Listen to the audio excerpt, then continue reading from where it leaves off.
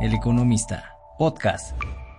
¿Qué tal? Soy Fausto Pretelín Muñoz de Cote, editor de la sección Geopolítica en el periódico El Economista. Al valor de la palabra. El objetivo de este podcast es acercar el mundo al micrófono, en donde no vamos a hablar por hablar, no vamos a tener un exceso de palabras, un análisis de lo que ocurre en el mundo. Globaliqué, con Fausto Pretelín. ¿Qué tal? Mucho gusto saludaros en este nuevo capítulo del podcast Globaliqué. Este acercamiento al mundo con los protagonistas de la política internacional. Me da mucho gusto en esta ocasión recibir en este podcast a Arturo McFields. Él fue embajador de Nicaragua ante la Organización de Estados Americanos, la OEA, y tuvo pues tomó la decisión de renunciar precisamente a este puesto luego de lo que ha ocurrido en Nicaragua, de la descomposición política en los últimos años. Embajador Arturo McFields, le agradezco mucho que nos haya tomado en esta ocasión la llamada para participar en este podcast. Un gusto y un honor. Bien, entramos al tema. En estos días se está celebrando una asamblea de la OEA allá en Washington. Y sin lugar a dudas, uno de los temas, entre varios, pero uno de los temas más álgidos ha sido lo de Nicaragua. ¿Cómo ve usted, embajador McFields, el tema de Nicaragua ante la OEA? ¿Ha habido buenas reacciones? Porque vi que Lula en un principio quería hacer un borrador, un cambio en el documento final, minimizando, por no decir blanqueando a la dictadura de Daniel Ortega. ¿Qué ha pasado? Bueno, la semana pasada estaba todo listo, los preparativos para la Asamblea General de la OEA. Venía una resolución sobre Nicaragua, una resolución pues bastante positiva en lo general, nada novedoso. Una resolución más condenando al régimen. Sin embargo, el día 14 la delegación de Brasil, la delegación del presidente Lula, envió un documento nefasto, apócrifo, en el que, por su contenido, ¿verdad? Digo apócrifo, pero es real porque es de la visión de Brasil, en el que en otras palabras decía que en Nicaragua no había dictadura y sí existía democracia. Eso desató una fuerte protesta por parte de la comunidad nicaragüense y por parte de algunos países que al parecer no vieron con buenos ojos este planteamiento de parte de la delegación de Brasil. Eso fue la semana pasada. Se negaba la persecución religiosa, las confiscaciones, decía que era supuesta. Pero el día de ayer, para ser más exactos, en la noche del 21, se logró cambiar totalmente la posición de Brasil y se hace un reconocimiento a los abusos que hay en Nicaragua, la persecución religiosa, las confiscaciones, violaciones a los derechos humanos, etcétera, etcétera.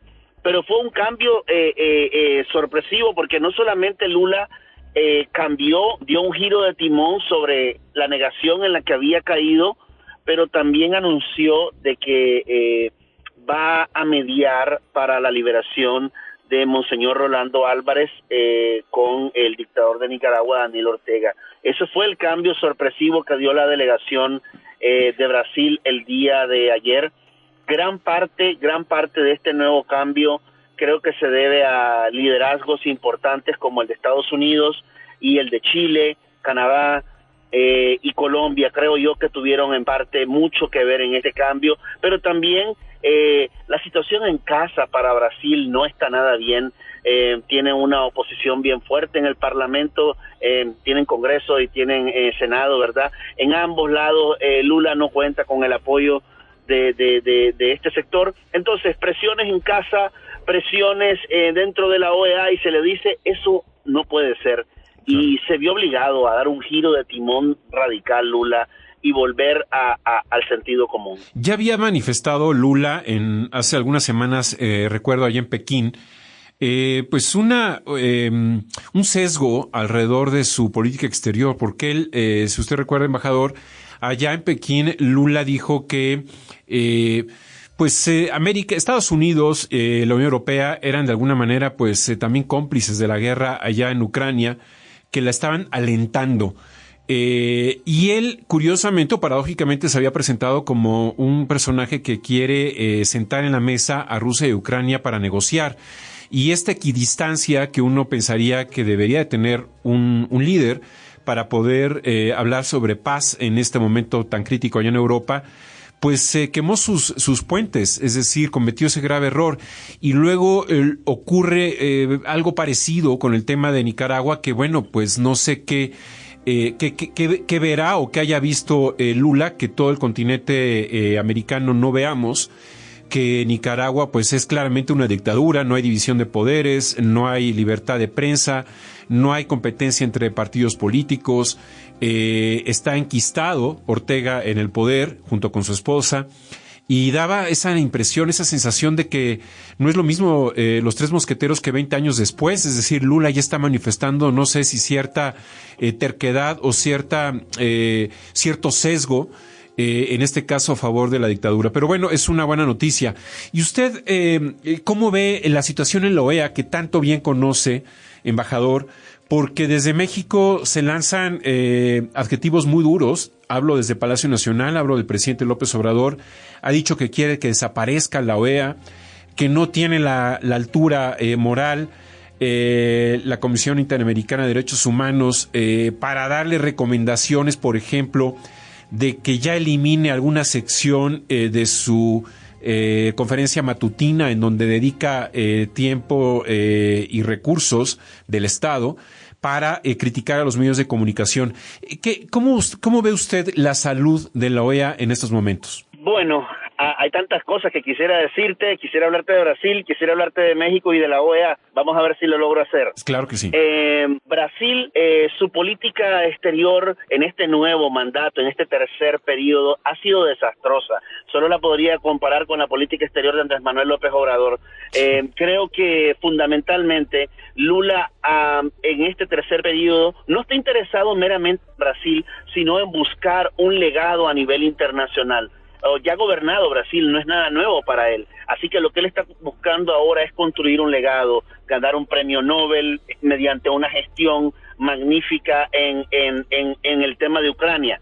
Ha fracasado totalmente, perdió las credenciales al tomar partido en favor del agresor, en favor de Rusia. Él ya no está capacitado para pedir o para ser un mediador, ya no lo está. Desde el momento en que le dice a Ucrania se dé territorio para que Rusia se calme y no continúe con esta agresión, desde el momento en que dice que la Unión Europea y Estados Unidos están inyectando gasolina al conflicto en lugar de pacificarlo, ahí está perdiendo sus credenciales, ya las tiró por el puente. Ese es uno.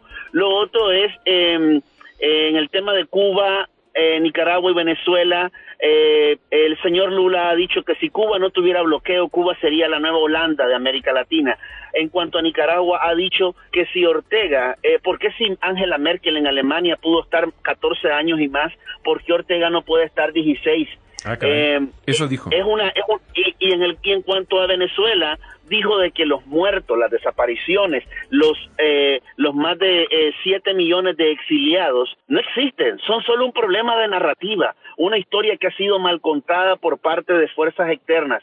Pero si se cambia la narrativa, borrón y cuenta nueva, a esos 7 millones que están en el exterior, a los desaparecidos, a los torturados, y a los más de 300 presos políticos que mantiene el régimen de Maduro en sus cárceles. Entonces, si uno analiza esto, lo que pasa con Nicaragua encaja perfectamente dentro de una narrativa izquierdista, radical totalmente, y Lula quiere construir o reconstruir la unidad latinoamericana, llenar el vacío que dejó Hugo Chávez, y él quiere ahora formar esa nueva unidad latinoamericana, y para eso necesita integrar a los dictadores de Venezuela, Cuba y Nicaragua, y para eso necesita lavarles la cara a estos dictadores e integrarlo a Latinoamérica, que dejen de ser unos parias, en otras palabras.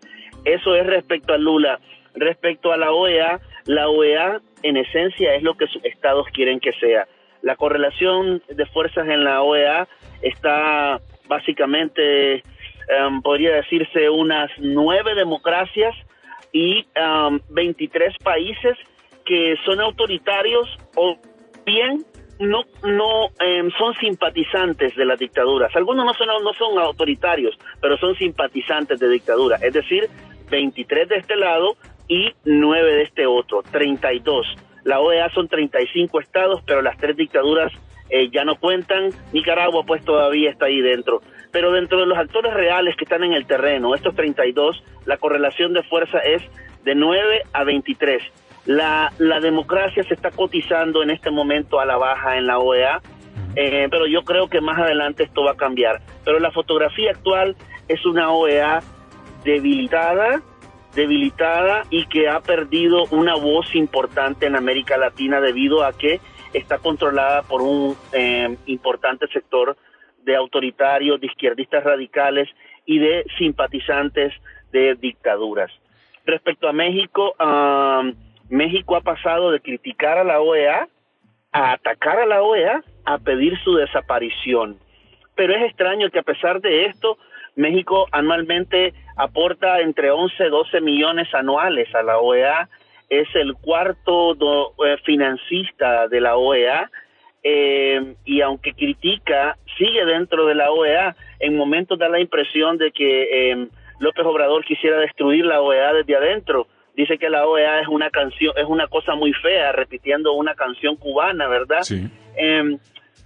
López Obrador, su modelo de democracia perfecto no es el modelo interamericano, sino el modelo cubano. Es decir, el reconocimiento máximo, que fue un día de vergüenza para México, el reconocimiento más alto que México puede otorgar a alguien en el exterior, se lo dieron al dictador Díaz-Canel. Sí, el Águila que tienen más de 1,000 presos torturados en sus cárceles actualmente. Sí. Pero ese es el modelo que para Obrador es el máximo baluarte de la democracia. López Obrador apoya la esclavitud moderna, conocida como los médicos cubanos, que antiguamente tenían una buena reputación, pero ya se les cayó la máscara y el mundo entero los reconoce como esclavitud moderna del siglo XXI. Sí. México no ha querido apoyar financieramente a la OEA, intentó sabotear ahí el presupuesto, pero finalmente se fue con el rabo entre las piernas y fue derrotado.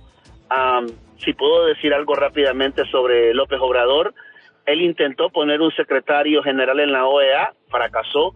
Él intentó poner a un director en la OPS, fracasó, que es la actual canciller, ¿verdad?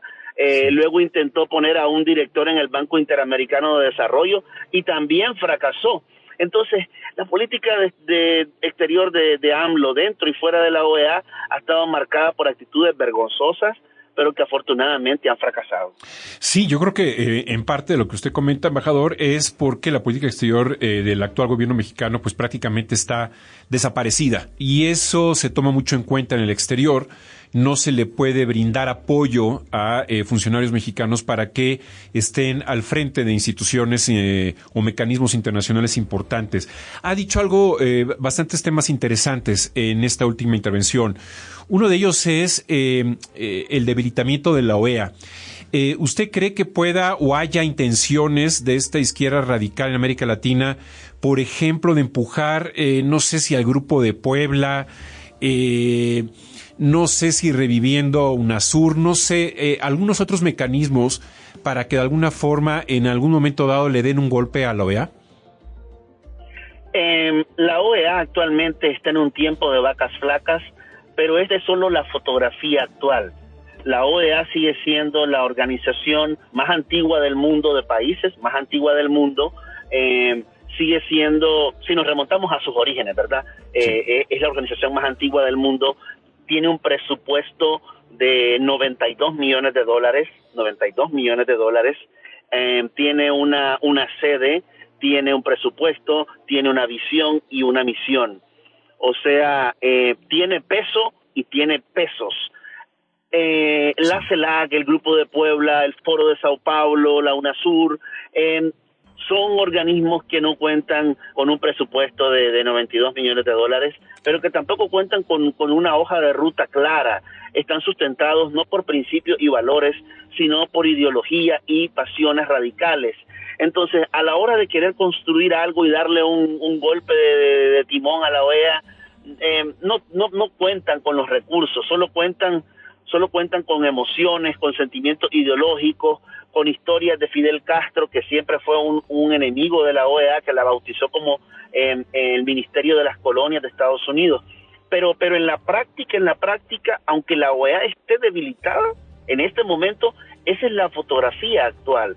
Pero como te digo, el presupuesto de 92 millones que se aprobó ayer, un incremento, de hecho, México aporta entre 11 a 12 millones a la OEA, o sea, es una organización que tiene peso y pesos, aunque en este momento esté atravesando por un valle de dolores, sigue siendo la organización latinoamericana más fuerte, hemisférica, y tenemos OEA para rato, claro que sí, a pesar de la condición actual. ¿Qué tanta esta debilidad se debe al componente Luis Almagro? Es decir, hemos visto a Luis Almagro, o vimos hace algún par de años, 3 años, muy activo frente a Venezuela, y quizás no puso mucha atención en países como Nicaragua, por ejemplo, que hubo momentos en donde hubo acercamientos de Luis Almagro con Ortega. Hablo de hace 5 o 6 años. Pero, ¿qué tanto se debe este debilitamiento hacia su liderazgo? Hay que recordar algo. Almagro llega en el 2015, si no me equivoco, la primera vez que llega a la OEA, llega con el apoyo de gran parte de los países que formaban el ALBA y toda aquella izquierda del mismo presidente de su país, ¿verdad? De izquierda, y todos estos actores de izquierda que todavía quedaban. También llegó con el apoyo de Centro, y obtuvo una votación aplastante para llegar en ese primer periodo. Luego, en el siguiente periodo, Almagro ya no llega con el apoyo de Centro y de izquierda, sino que llega con el apoyo de una derecha bastante fuerte, bajo la administración Trump, bajo la administración de Bolsonaro, bajo la administración de Duque en Colombia. Entonces él llega nuevamente, pero con un apoyo de la derecha. Actualmente hay un cambio de timón, 9 democracias, 23 simpatizantes de izquierda autoritaria. Entonces él está en una posición bastante difícil. Uh-huh. Sin embargo, ha logrado sobrevivir a varios intentos por volarle la cabeza políticamente, y ha sido muy hábil en este sentido para lograr jugar como un malabarista. Sin embargo, actualmente él está volando bajo, porque no quiere más confrontaciones, y quiere terminar su periodo en paz. Así que este es un periodo también para volar bajo, pero sigue siendo pues una voz importante en la defensa de la democracia, claro, de América Latina, una voz importante que está en un momento también bajo y que está tratando de sortear las aguas y terminar su periodo e irse a su casa. Pero esa es la condición actual. O sea, venimos con un secretario general que tenía un apoyo mayoritario a un secretario general en el que México, López Obrador ha ido 2 veces, 3 veces a Washington y no ha llegado a saludar a Almagro. Lula llegó a Washington, no ha llegado a saludar a Almagro, no ha visitado la OEA. Luego tenemos Argentina, ha llegado varias veces a Washington y no ha llegado ni una vez a la OEA. Es decir, los 3 países más grandes de Latinoamérica, México, Brasil y Argentina, han llegado a Washington, sí, a 3 escasas cuadras de la OEA, y no han tenido la decencia de ir a saludar a Almagro. Eso no es casualidad, eso es una muestra de decir, claro, no te apoyo y no me importa tu organización. Claro. Hay un interés y un mensaje por debilitar la OEA, pero no va a ningún lado, han fracasado en su intento. Entiendo. ¿Qué izquierda latinoamericana o qué presidente en América Latina sí ha ido a la OEA o ha mantenido una relación institucional, vamos a llamarle?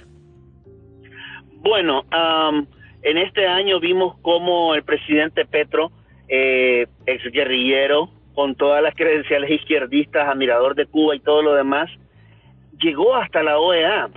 Uh-huh. Y llegó con la propuesta de cambiar a la OEA y ajustar la Carta Democrática, la Carta de la OEA, a los principios y valores de una izquierda que realmente pues está mal.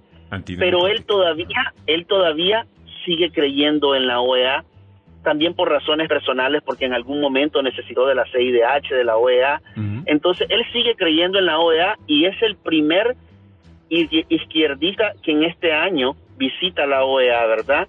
El presidente golpista de Perú visitó la OEA. Cierto, sí. En parte fue porque su cancillería tenía una visión muy clara de la OEA y sé que lo impulsaron a hacerlo, pero él también visitó la OEA en su momento. Pidió apoyo, ¿no? Inclusive.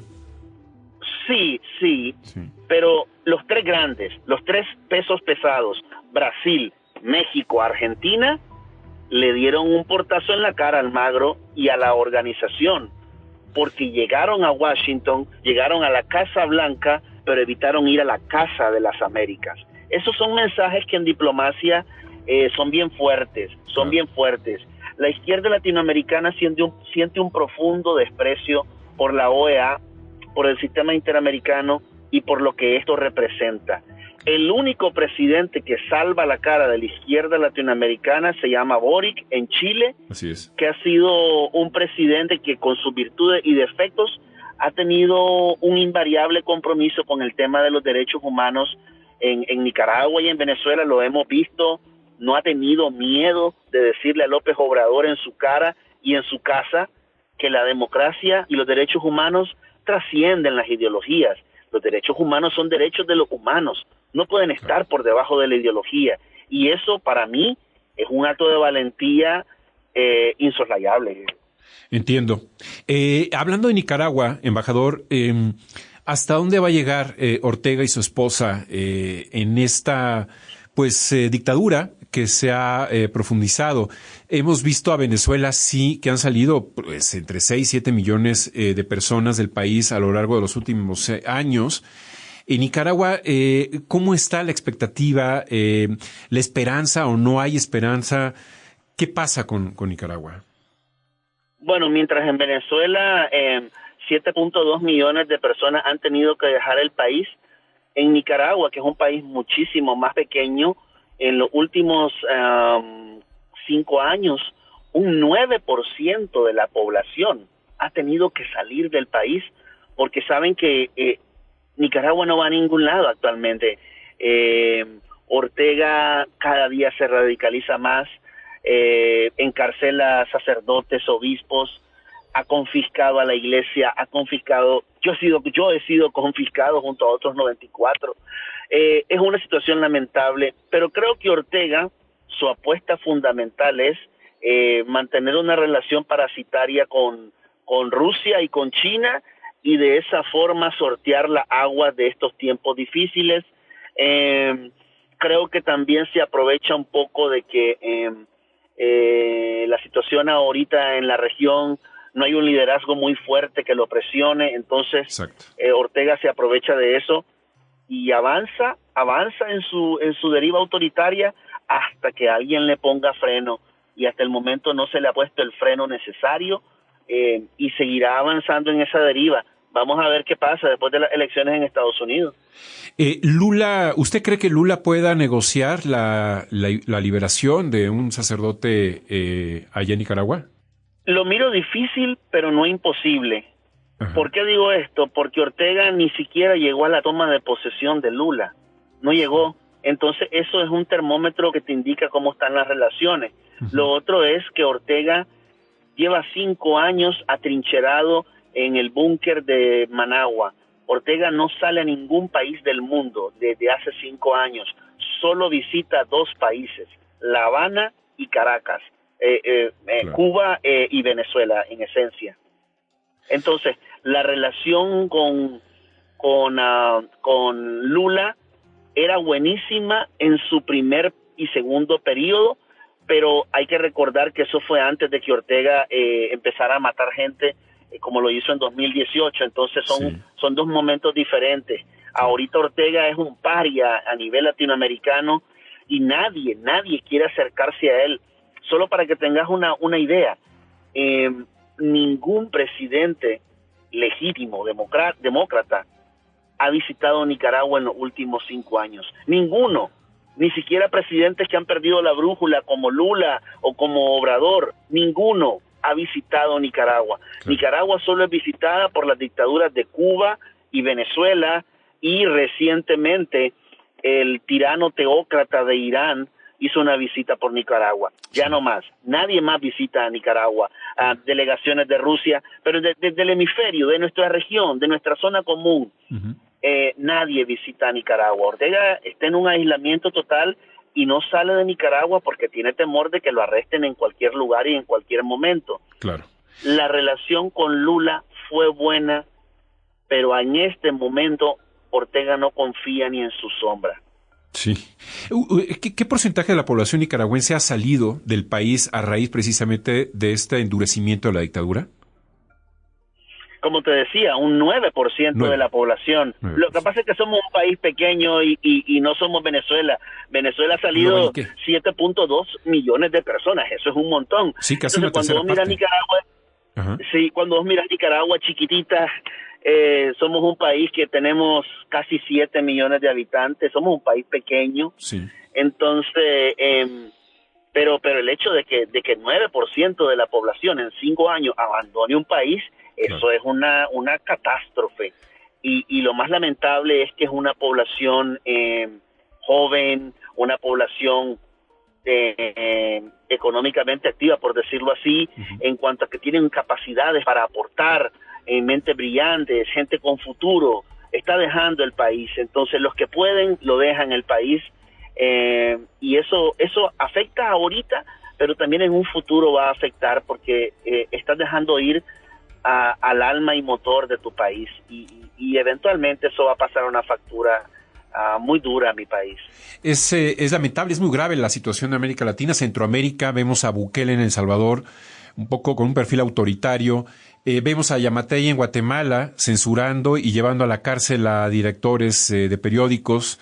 Vemos evidentemente un poco el recorrido, ¿no?, de Nicaragua, Venezuela, Cuba, ni qué decir. Y mucha inestabilidad en otros países, desde México, en donde también trata de erosionar el presidente López Obrador, pues esta sana distancia que debe de existir entre los poderes. Hablo particularmente del Poder Judicial, que últimamente lo está atacando mucho, muy peligroso esta situación. La democracia ha dejado de ser ya la esperanza, el sistema político que simule a un elevador, ¿no?, a la sociedad, que pueda tener ángulos meritocráticos. Argentina ha sumido también una crisis económica ya de 2 décadas y un peronismo cada vez más populista y corrupto, por supuesto. Un Lula que de alguna manera en 2 décadas ha cambiado mucho. Ahora ya es un personaje más hostil, menos demócrata. Al menos esto es lo que se percibe en sus primeros meses de gobierno. Pero bueno, ojalá que la OEA también haga reformas importantes internas para tener mayor credibilidad, y ojalá que vengan mejores tiempos. Embajador, no sé si tenga algún último comentario al respecto. No, me parece extraordinario tu análisis, sobre todo sobre la figura del elevador que utilizaste, ¿no? Y como te digo, la democracia se está cotizando a la baja en Latinoamérica. La OEA ahorita no va a hacer cambios radicales porque, o sea, es una cuestión de aritmética política. No cuentan con los votos para hacer cambios profundos y para estar a la altura de los grandes desafíos que tenemos. En el caso de Argentina, afortunadamente, un país grande, ya está de salida el actual modelo de gobierno autoritario, pero me preocupa y me entristece México porque todo indica que les vienen otros años más duros todavía, porque según lo que miramos desde afuera, la maldición de las 4T parece que va a continuar por más tiempo de una u otra manera. Eso es lo que miramos desde afuera. Ustedes sabrán mejor, ¿verdad? No. Pero es lo que miramos desde afuera. Y en el caso de Argentina, afortunadamente va a haber cambios. En el caso de Centroamérica, las cosas están muy mal. Tu análisis fue acertado. Brasil, Lula, yo como lo estoy viendo, Lula, gracias a Dios hay separación de poderes y la oposición de Brasil es fuerte y le impide avanzar a fondo en su deriva autoritaria. Por eso es que lo vimos retraerse de la propuesta maléfica que había introducido a la OEA. Y eso es lo bonito de países donde todavía hay separación de poderes. Sí. Latinoamérica admira grandemente el modelo electoral de México. Eso es una cosa extraordinaria, cómo dieron ese salto hasta establecer un modelo electoral tan robusto, tan completo. Entonces, pero cuando miramos lo que está pasando, nos preocupa, y nos preocupa más porque sabemos que va a continuar esa tendencia autoritaria, es casi seguro, durante los próximos, creo que 5 años. Entonces, vamos a ver, ¿no? Hay que seguir luchando por la democracia. Ahorita son tiempos difíciles, pero de aquí a unos 2-3 años, la tendencia es que retorne un balance. Es la tendencia en Chile, es la tendencia en Argentina, es la tendencia incluso en Colombia, pero no es la tendencia en México, y eso es lo único pues que quería compartir. Gracias por el honor y el privilegio de poder estar con vos y con tu audiencia. Al contrario, embajador, ¿alguna cuenta de Twitter, alguna red social en donde la gente que nos escucha el podcast pudiera consultarlo? Sí, estamos en Twitter como a Arturo Maxfields Yescas, y ahí nos pueden encontrar. Ahí vamos a estar consultándolo con mucho gusto. Le agradezco mucho su participación en esta ocasión. Le mando un gran abrazo y ojalá que haya cambios pronto. Yo les agradezco mucho, Fausto Pretelín, lo valiqué. La cuenta de Twitter es @FaustoPretelín. Cualquier interacción, cualquier comentario sobre este podcast y sobre todos los que hemos tenido, con muchísimo gusto daremos salida a sus comentarios. Muchas gracias, embajador. Le mando un saludo. Muchas gracias. Hasta pronto. Fausto.pretelín @eleconomista.mx. Lo valiqué con Fausto Pretelín. El Economista Podcast.